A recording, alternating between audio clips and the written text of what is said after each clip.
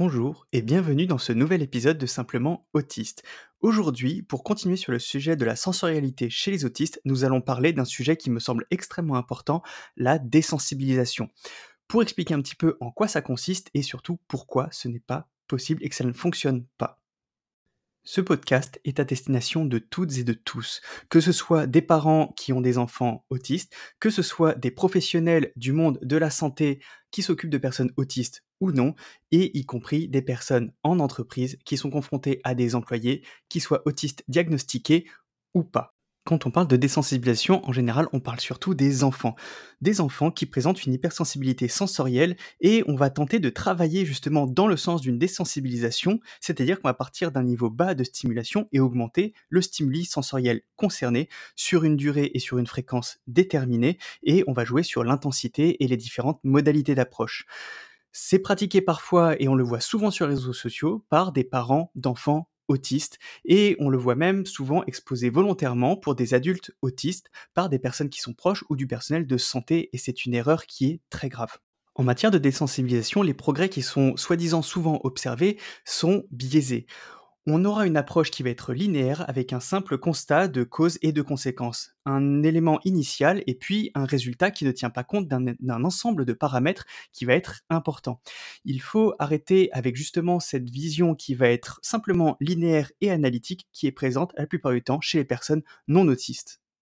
Avant de passer à la suite, je vais faire un petit peu écho au précédent épisode justement sur la sensualité autistique et reparler un petit peu des sens chez les autistes. Chez les autistes, la sensorialité est en général dite fragmentée et sans filtre, c'est-à-dire qu'elle va être, on pourrait dire parcellaire, on va s'apercevoir des détails avant le global et elle va être sans filtre, c'est-à-dire que tout va venir en même temps.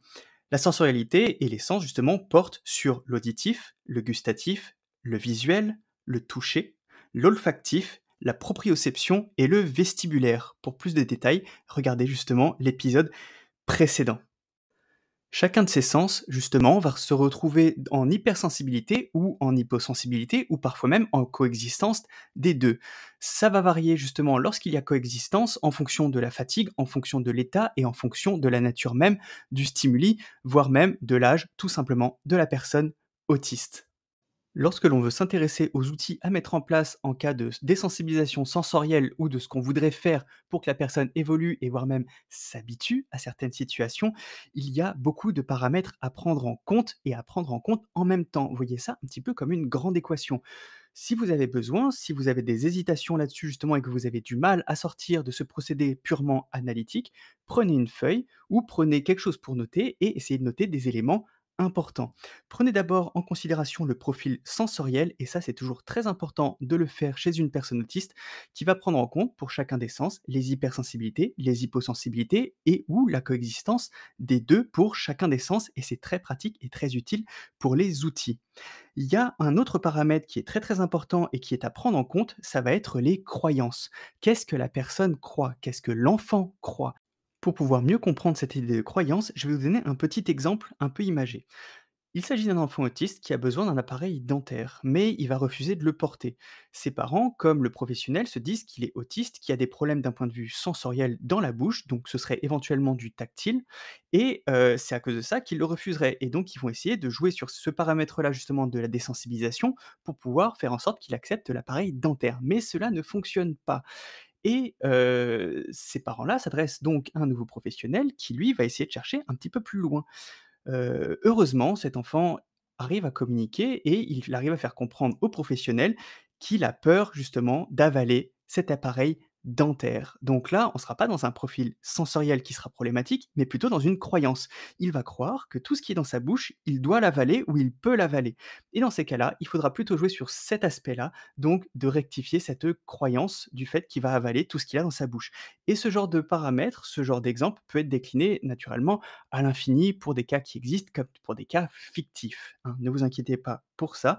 Mais ce que j'essaie de vous expliquer par là, c'est justement d'essayer de voir des biais d'approche différents quand vous voyez qu'il y a un problème qui vous apparaît comme étant sensoriel.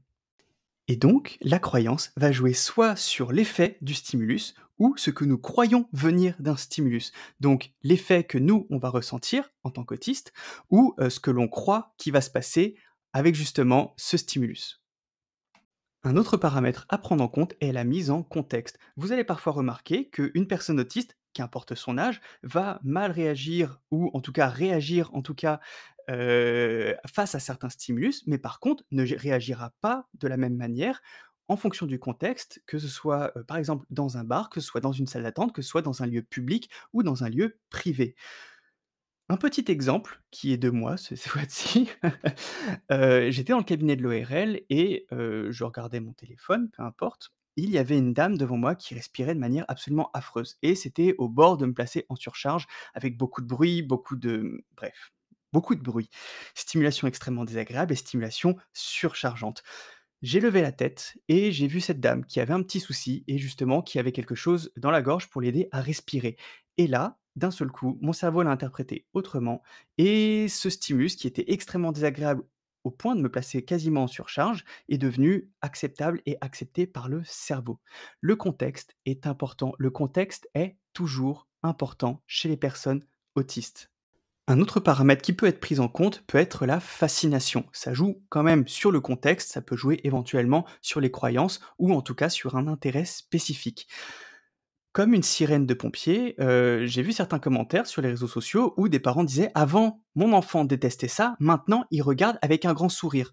Cela ne vient pas nécessairement de la désensibilisation, ça peut être une véritable fascination avec les sirènes, cette petite lumière et le bruit qui va être, bon, qui va être généré, ou pour le camion de pompiers en lui-même. C'est rouge, c'est gros, ça peut éventuellement rouler vite lorsqu'il y a les sirènes et ça peut être absolument fascinant. Encore un petit exemple à ce sujet-là, justement. L'été dernier, j'ai tenté mon premier bivouac en solitaire. C'était une idée, plutôt bonne à l'origine, mais qui se n'est pas bien passée, qui s'est pas bien passée du tout. Lors de ce bivouac-là, le soir, j'étais posé tranquillement, donc à 1000 mètres d'altitude, tout seul, dans les Vosges et la protection civile est arrivée pour pouvoir faire un exercice pile là où moi j'avais choisi de faire un bivouac. Il y a l'hélicoptère qui est venu à 2 mètres au-dessus de moi, avec un bruit extrêmement fort, avec les projecteurs, me plaçant ainsi tout de suite en surcharge. Le bruit était absolument effroyable, le son enfin le vent l'était également et en plus de ça, avec le bruit de l'hélicoptère, ils ont cassé mon objectif de téléphone et mon trépied. Donc en soi, c'était pas fou. Mais par contre, je n'ai pas fait de crise, malgré le fait que j'étais en surcharge. J'étais au bord, certes, mais je n'ai pas fait de crise, alors que c'était absolument assourdissant. C'était pas une vague, c'était un tsunami sensoriel. Par contre, j'étais complètement fasciné par le fait d'avoir cet hélicoptère si proche qui tournoyait. Honnêtement, n'importe qui serait fasciné. Bon, d'autres auraient peut-être peur, mais personnellement, j'étais complètement fasciné. Et grâce à ça, même si d'un point de vue sensoriel, c'était absolument effroyable, je n'ai pas fait de crise. Je n'ai pas surréagi, j'ai certes mis du temps à redescendre par la suite, mais dans tous les cas, je n'ai pas fait de crise parce que j'étais fasciné. Et ça, c'est un paramètre à prendre en compte. Donc, vous devez prendre en compte le profil sensoriel, les croyances, le contexte et éventuellement la fascination. Donc, peut-être un lien avec les intérêts spécifiques. À côté de ça, n'oubliez surtout pas qu'il y a quand même coexistence parfois d'hyper et d'hyposensibilité et en fonction du contexte, en fonction de la période, en fonction de la fatigue, on peut être en hypersensibilité ou en hyposensibilité. Par exemple, d'un point de vue auditif, on peut volontairement chercher à avoir des sons forts pour se stimuler à ce niveau-là, comme un bar, comme un concert, comme une boîte de nuit éventuellement, mais pas pour les enfants, naturellement. Et en hypersensibilité, bah, juste après ou juste avant, on peut avoir besoin de s'isoler, avoir besoin de se retrouver seul, tranquille, pour pouvoir justement ne pas être surstimulé, même si l'instant d'après, on va rechercher cette stimulation ou si l'instant d'avant d'ailleurs, on recherchait cette stimulation. En matière de sensibilité sensorielle, il faut prendre également en compte que les autistes sont tous des êtres humains. On grandit, on évolue, on progresse. Et naturellement, ce qui se passait enfant et ce qui se passe adulte, il y a parfois des gros progrès qui se font et ça ne vient pas nécessairement d'une surstimulation ou en tout cas de faire subir cette histoire justement de désensibilisation à la personne autistes. L'environnement de vie va également beaucoup compter. On ne peut pas comparer le profil sensoriel ou en tout cas la réaction à certains stimuli sensoriels d'un autiste qui va grandir en ville, même si c'est au centre de Paris, et d'un autiste qui va grandir éventuellement à la campagne ou au bord d'une forêt. Ce n'est absolument pas comparable. Personnellement, je suis extrêmement sensible d'un point de vue olfactif. De manière auditive, je vais être en hypersensibilité et en hyposensibilité de manière simultanée, et ça va jouer en fonction de ma fatigue, en fonction du contexte, en fonction de tout un tas de paramètres.